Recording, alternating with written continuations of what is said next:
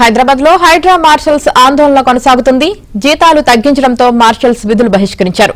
తమ జీతాల్లో కోత విధించారని ఆందోళన చేపట్టారు. తమ డిమాండ్లను నెరవేర్చకపోతే రాజీనామా చేస్తామంటూ హెచ్చరిస్తున్నారు. హైడ్రా చీఫ్ రంగనాథ్ తో చర్చించిన తర్వాతే విధులకు హాజరవుతామని అంటున్నారు. 93 మంది మార్షల్స్ సంతకాలు చేసి హైడ్రా చీఫ్ కు అప్పగించనున్నారు.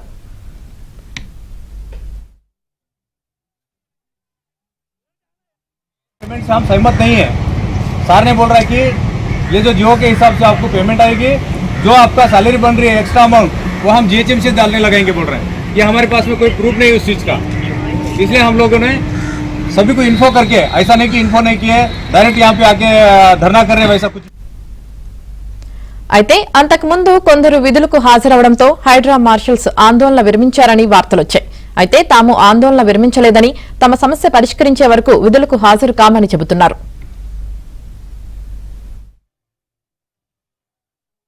तो ये पेमेंट से हम सहमत नहीं है। सर ने बोल रहा है कि ये जो जियो के हिसाब से आपको पेमेंट आएगी, जो आपका सैलरी बन रही है एक्स्ट्रा अमाउंट वो हम जीएचएम से डालने लगाएंगे बोल रहे हैं। ये हमारे पास में कोई प्रूफ नहीं है उस चीज। హైదరాబాద్ లో హైడ్రా మార్షల్స్ ఆందోళన కొనసాగుతుంది. జీతాలు తగ్గించడంతో మార్షల్స్ విధులు బహిష్కరించారు. ఇక దీనికి సంబంధించి పూర్తి సమాచారం మా ప్రతినిధి నుమాన్ లైవ్ లో అందిస్తారు. నుమాన్,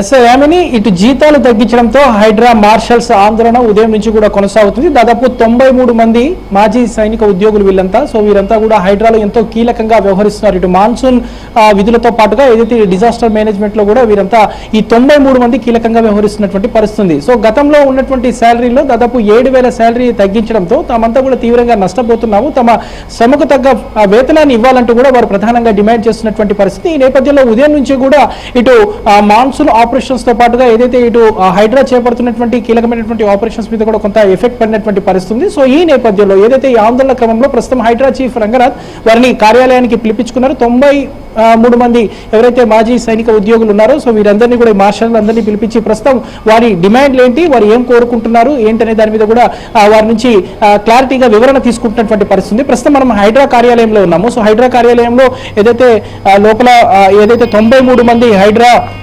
ఉద్యోగులు కీలకంగా వ్యవహరిస్తున్నటువంటి మార్షల్స్ ఉన్నారో వారందరూ కూడా పిలిపించి ప్రస్తుతం చర్చిస్తున్నటువంటి పరిస్థితి. సో ప్రధానంగా వారి డిమాండ్లు ఏంటి, వారు ఏం కోరుకుంటున్నారు ఏంటనే దాని మీద కూడా హైడ్రా చీఫ్ రంగనాథ్ వారి నుంచి నేరుగా వివరాలు స్వీకరిస్తున్నటువంటి పరిస్థితి. ప్రస్తుతం మనం ఏబిఎన్ స్క్రీన్ లో కూడా చూడొచ్చు.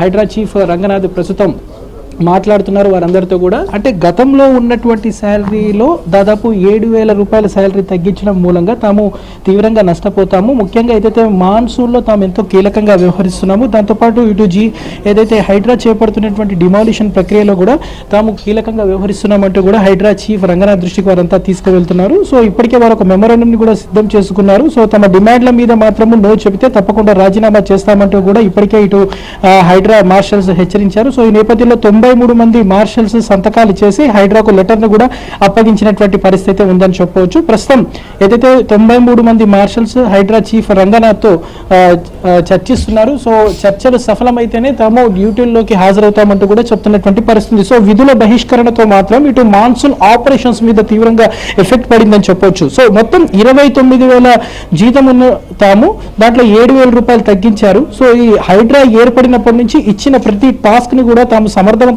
నిర్వహిస్తున్నామంటూ కూడా చెప్తున్నటువంటి పరిస్థితి. తమ డిమాండ్లు నెరవేర్చకపోతే మాత్రం తప్పకుండా ఏదైతే ఆందోళన కొనసాగిస్తామో తామంతా కూడా ఉమ్మడిగా ఏదైతే 93 మంది ఉన్నారో వారంతా కూడా విధులు పూర్తిగా రాజీనామా చేస్తామంటూ కూడా చెప్తున్నటువంటి పరిస్థితి ఉందని చెప్పొచ్చు. ప్రస్తుతం మనం లోపల చర్చలు జరుగుతున్నాయి. ఏబిఎన్ స్క్రీన్ లో కూడా చూసాం. ఇప్పటివరకు హైడ్రా చీఫ్ రంగనాథ్ వారందరితో కూడా వారి సమస్యలు ఏంటి, వారి డిమాండ్లు ఏంటి అనే దాని మీద కూడా పూర్తిగా వివరాలు సేకరించిన తర్వాత అంటే చర్చలు సానుకూలంగా సఫలమైతే మాత్రం తామంతా తిరిగి విధుల్లోకి జాయిన్ అవుతాం, లేకపోతే మాత్రం తామంతా ఉమ్మడిగా రాజీనామా చేస్తామంటూ కూడా ఇప్పటికే హైడ్రా మార్షల్స్ చెప్తున్నటువంటి పరిస్థితి ఉందని చెప్పొచ్చు. Studio right, thank you.